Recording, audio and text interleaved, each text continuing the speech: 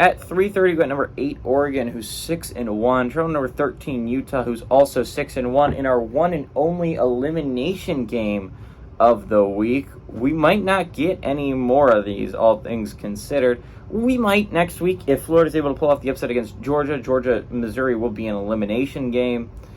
Think about the other conferences. Louisville and UNC never play. None of those guys play at the ACC level. We might see one in the Big Ten, depending on what happens up there. And maybe one in the Pac-12 if Oregon State still has one loss by the end of the year, and either Washington has a loss or Oregon has a loss by the end of the year.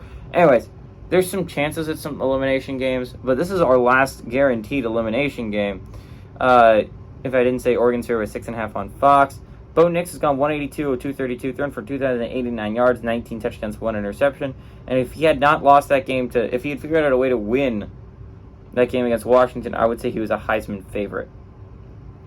Bucky Irving's had 87 carries for 649 yards and 7 touchdowns, and Troy Franklin's had 44 catches for 768 yards and 8 touchdowns. Bryson Barnes is now the leading passer for the Utah Utes. It's really been flipping back and forth.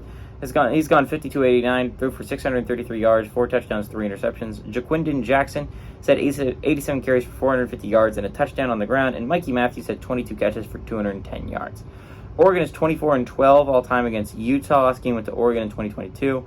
2016 was the last time Oregon went on the road and beat Utah. So it's been a little bit since Oregon's been able to do that.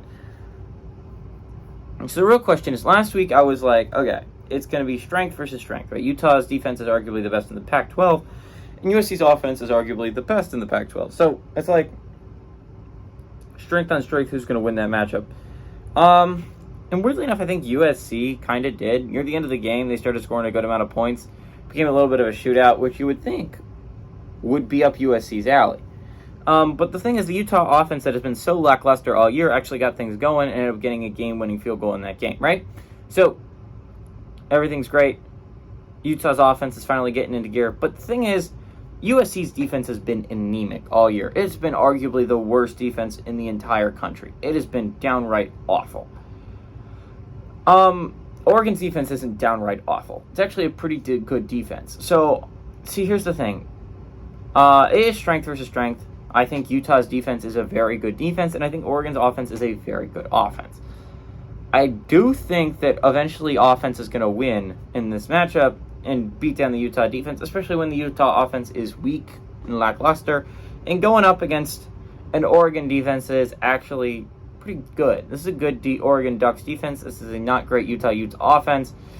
And all things considered, the fact they're even still in playoff contention this late in the year with the duct tape and the scotch tape that Kyle Whittingham has had put on this team after no Cam Rising for so long. One of their leading players last week on offense was a safety. They just had play both sides of the ball. He has been working overtime to make this team competitive. All credit to him, but I think this is the case. This is where the story ends. If you're the Utes, this is where your playoff journeys come to an end. And I think Oregon goes on the road and wins, and I think covers on the road.